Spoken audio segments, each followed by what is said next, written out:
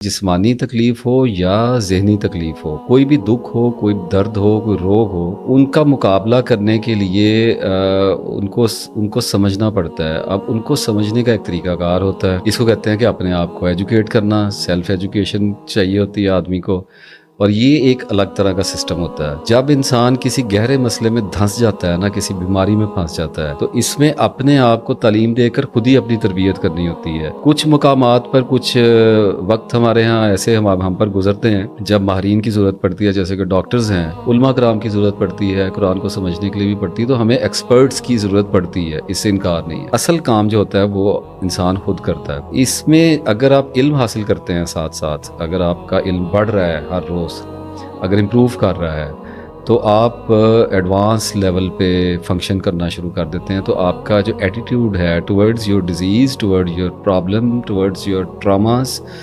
وہ چینج ہونے لگتا ہے، یعنی کہ اس پیشنس والا ہونے لگتا ہے۔ میں صبر کی بات کر رہا ہوں۔ اپنی بیماری یا تکلیف کے بارے میں جو علم ہوتا ہے، وہ ایک تو دنیاوی علم ہوتا ہے، وہ تو لینا ہی لینا ہے، لیکن اس کے ساتھ ساتھ اللہ سے مدد کی طلب ہوتی ہے، نماز قرآن سے مدد لی جاتی ہے، تسبیحات سے مدد لی جاتی ہے، ذکر سے مدد لی جاتی ہے، اور سب سے بڑی بات مسنون دعاؤں سے مدد لی جاتی ہے، اور پھر صبر کے ساتھ نتائج کا انتظار کرنا ہوتا ہے۔ یعنی کہ اس ساری بات کو اگر میں بالکل مختصر کر کے کروں، جیسے لوگ کہتے ہیں مختصر بات کیا کریں، تو میں یہ کہنا چاہ رہا ہوں کہ خود کو کاؤنسلنگ کی سٹیج سے آگے لے کے جانا ہوتا ہے۔ یہ جتنی بھی میں نے ابھی آپ کے ساتھ بات کی ہے نا، کہ خود کو ایجوکیٹ کرنا ہوتا ہے، اس کے نتیجے میں میریکل ہوتا ہے۔ اگر آپ اپنے آپ کو ایجوکیٹ کرتے رہیں اور اپنے آپ کو امپروو کرتے رہیں، تو آپ پھیلنا شروع ہو جاتے ہیں اندر سے، اپنی بیماری کے خلاف، اپنے ٹراما کے خلاف۔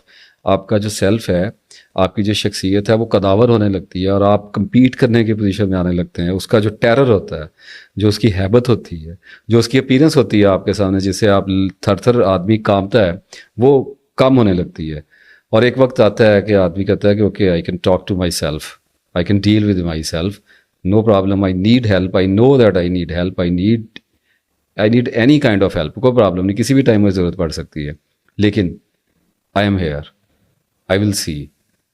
تو اس کے اندر ایک حوصلہ پیدا ہوا کرتا ہے، جسے کہا جاتا ہے سیلف اسٹیم اور سیلف کانفیڈنس پیدا ہوا کرتا ہے، علم کے ساتھ آیا کرتا ہے۔ جب کوئی بھی تکلیف یا دکھ ہم پر آتا ہے نا، تو اس کے نتیجے میں دباؤ پڑتا ہے، اور یہ دباؤ ہر طرف سے پڑتا ہے، یعنی جسم پر دباؤ پڑتا ہے، ذہن پر دباؤ پڑتا ہے، حالات اور واقعات آدمی کو دباتے ہیں، اور پھر سب سے بڑی بات یہ ہے کہ لوگ دباتے ہیں، اور اس کو کہا جاتا ہے قہر الرجال، لوگوں کا غصہ، لوگوں کا غضب، اور وہ آپ کے اوپر چڑھ دوڑتے ہیں اور آپ کو دبایا کرتے ہیں۔ بیماری انسان پہ چڑھ جاتی ہے، دباؤ ڈال دیتی ہے، کبھی غربت دبوچ لیتی ہے، کاروبار میں گھاٹا پڑ جاتا ہے، کبھی گھر والے دشمن بن جاتے ہیں۔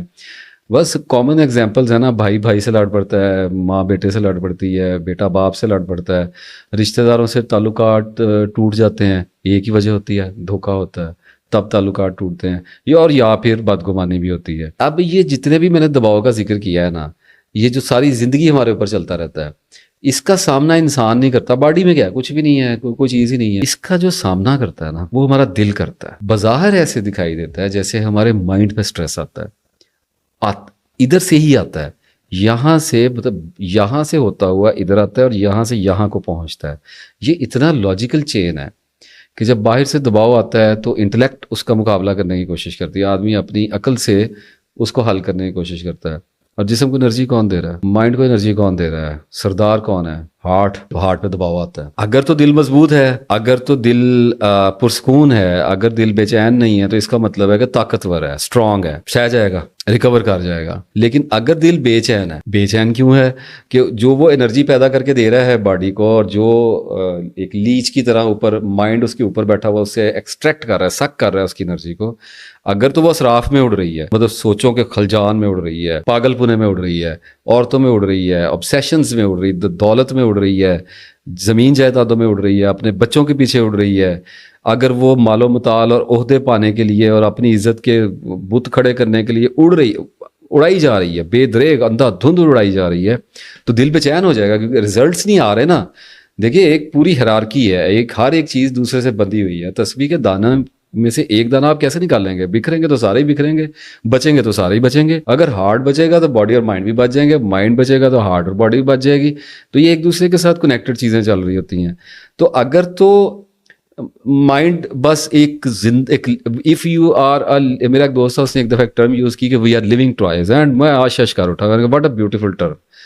If we are living as toys, ہمارا کوئی مقصد نہیں ہے اور ہماری کوئی ڈائریکشن نہیں ہے اور ہمارے اندر کوئی سنجیدگی اور متانت نہیں ہے، غلطیوں کوتاہیوں کی بات نہیں ہے، محبت بھی ہو جایا کرتی ہے، عورتوں سے بھی ہو جاتی ہے، کبھی کبھی دولت بھی تھوڑی بہت اچھی لگنے لگ جاتی ہے، اور کبھی اپنے بچے بھی اچھے لگتے ہیں. ہمارے اللہ نے ہمارے دل کے اندر ڈالی اعتدال پہ رہنی چاہیے. اگر تھوڑا آگے چلے گئے تو پیچھے آ جانا چاہیے نا، واپس آ جانا چاہیے، ریکوری کرنی چاہیے. لیکن اگر ایک آدمی گر گیا ہے، اس پٹ فال کے اندر ہی گر گیا ہے نا، اور یہ سمجھتا ہے کہ وہی اس کی زندگی بن گیا ہے، تو اس کا دل بے چین ہو جائے گا. تو اب ہارٹ اگر ہو گیا پریشان، تو پرابلم یہ ہوتی ہے، میں تو یہاں تک بھی آتا ہوں، میں کہتا ہوں ہو گیا پریشان کوئی بات نہیں، خیر ہے، زندگی گزارنے کے لیے وہ جو ماڈیفکیشن والا ماجول ہے نا، جو کمپوننٹ ہے وہ ٹھیک ہے، لوگ کرتے سروائیو کر رہے ہیں. ہوتا نہیں ہے سروائیو، ڈیمیجز بہت بڑے بڑے ہو جاتے ہیں، ہولز اتنے بڑے بڑے ہوتے ہیں، جیسے مون پہ کریٹرز بنے ہوئے ہیں نا، چاند پہ اتنے بڑے بڑے شگاف وہ میٹرائڈز اسٹرائڈز نے مار مار کے ایسی تیسی کی ہوئی ہے. اسی طریقے سے انسان کے اندر بڑے بڑے ڈیمیجز آنے لگ جاتے ہیں. کیوں آنے لگ جاتے ہیں؟ اس کی ریزن یہ ہوتی ہے کہ فیصلے غلط ہونے لگ جاتے ہیں. If your heart is anxious, if your heart is depress and under stress, how can you see things clearly? How can you analyse clearly? آپ جسٹس کیسے کر سکتے ہیں؟ ابھی جو آپ کو آسمان کا رنگ نظر آتا ہے نا، یہ کچھ لوگوں کے لیے ویسا نہیں ہے. یہ رنگ وائبرنٹ ہوتے ہیں، لوسیڈ ہوتے ہیں، چمکدار ہوتے ہیں. اور اگر آپ ڈپریس ہو جاتے ہیں تو یہ رنگ پھیکے ہو جاتے ہیں، ڈارک ہو جاتے ہیں، ڈینس ہو جاتے ہیں. ان کے اندر آپ کا انٹرسٹ ختم ہو جاتا ہے، بچوں میں انٹرسٹ ختم ہو جاتا ہے، آپ کا جانوروں میں انٹرسٹ ختم ہو جایا کرتا ہے، درختوں میں، پھول پودوں میں، پہاڑوں میں، نیچر میں، لوگوں کے ساتھ ملنے جلنے میں، کمیونیکیٹ کرنے میں، اچھی کتابیں پڑھنے میں آپ انٹرسٹ لوز کر جاتے ہیں. تو انسان کرتے کیا ہیں کہ غصے میں پھر ایکسیڈنٹس کر کے بیٹھ جاتے ہیں، حادثات کر دیتے ہیں، اور یا پھر ڈر خوف کا شکار ہو کر پست ہو جاتے ہیں، اور اینڈ رزلٹ یہ نکلتا ہے کہ ڈپریشن انگزائٹی میں گھس جاتے ہیں. اسی لیے تو میں کہتا ہوں کہ تسبیح کی جاتی ہے. پہلے بھی بیان کر گیا کہ سورہ رعد کی 28ویں آیت میں ہے، فرمایا کہ سن لو، جان لو، دل اللہ کی یاد سے ہی اطمینان پایا کرتے ہیں. اللہ کو یاد کرنا پڑتا ہے، اس کی اسٹیٹمنٹ کو ٹیسٹ کرنا پڑتا ہے. اللہ بندوں کو آزماتا ہے، تو کبھی کبھی بندے بھی اللہ کو لاڈ میں کہتے ہیں اچھا جی ویلیڈیٹ کر کے دیکھ لیتے ہیں. اللہ تو حق ہے، اللہ تو سچ ہے، اللہ تعالیٰ کو ویلیڈیشن کا کیا نعوذ باللہ خوف ہوگا؟ تو دیکھ لو، چیک کر لو، کر کے دیکھ لو، تسبیح کر کے دیکھ لو، میرا ذکر دیکھ لینا، دل اطمینان پاتے ہیں کہ نہیں اطمینان پاتے ہیں. تو اگر پا گئے تو ویلیڈیٹ ہو گیا نا. ٹیسٹ ہی نہیں کرتے ہم لوگ، وقت ہی نہیں دیتے، اور اگر وقت دیتے ہیں تو اس کو منتھس میں دیتے ہیں. اور پھر میں کہتا ہوں ڈیوائن انسلٹ ہے، لوگ کہتے ہیں یہ کس قسم کا لفظ ہے. میں کہتا ہوں خدا اللہ کے بندو، اگر 20 25 سال کے بیڑے غرق کیے ہوئے ہیں تو ایک 2 3 سال نہیں دیے جاتے اللہ تعالیٰ کو؟ اتنے کیا وہ ارجنٹ نوٹس اللہ تعالیٰ کو بھیج رہے ہیں کہ بس ابھی کر دے، ابھی کر دے؟ تو ایسے تو نہیں، اوجب تو نہیں ہوا کرتا نا، ہر چیز کا ایک پروسیجر ہوا کرتا ہے. یہ وہ اطمینان ہے جو اللہ تعالیٰ نے ہمیں بتایا کہ میں دیتا ہوں، اور ہم لوگوں کی مت ایسی ماری گئی ہے. ہم لوگ اس اطمینان کو جو اللہ تعالیٰ نے بیان کیا کہ میری یاد سے آتے ہیں، وہ اس اطمینان کو ہم لوگ کیفیات کے اندر ڈھونڈتے ہیں، ہم لوگ اس کو سیٹسفیکشنز کے اندر ڈھونڈتے ہیں، ہم لوگ اس کو چلوں کے اندر ڈھونڈتے ہیں، مراقبوں کے اندر ڈھونڈتے ہیں، ڈیپ بریدنگز میں ڈھونڈتے ہیں، لا آف اٹریکشنز میں جا کے ڈھونڈ رہے ہوتے ہیں. ہم لوگ اس کو پیروں فقیروں کے پاس جا کے ڈھونڈے. جائیں، میں نہیں خلاف، میں نے کیا کرنا ہے، میں تو صرف بات اپنی بتا سکتا ہوں. ہم لوگ اس کو استغراق میں ڈھونڈ رہے ہوتے ہیں، ہم لوگ اس کو جذب میں ڈھونڈ رہے ہوتے ہیں، ابزارپشن میں اس کی تلاش کر رہے ہوتے ہیں. اللہ تعالیٰ کہہ رہا ہے میری یاد میں ہے، اور ہم کہتے ہیں نہیں ہمیں بات سمجھ آ گئی، لیکن آپ کی یاد کے لیے ہم ذرا آنکھیں بند کر کے اور تھوڑا سا گوفی ہونا چاہتے ہیں. اللہ تعالیٰ کہتا ہے میرے بندو کہاں پھرے جاتے ہو؟ اور اللہ کا بندہ بھی یہی کہہ رہا ہے کہ کہاں پھرے جا رہے ہو؟ اور بھی اللہ کے بندے بہت کہتے ہوں گے، مجھے بھی بہت لوگوں نے کہا میں بھی پھرا ہی جاتا تھا، مجھے بھی دکھائی نہیں دیتا تھا.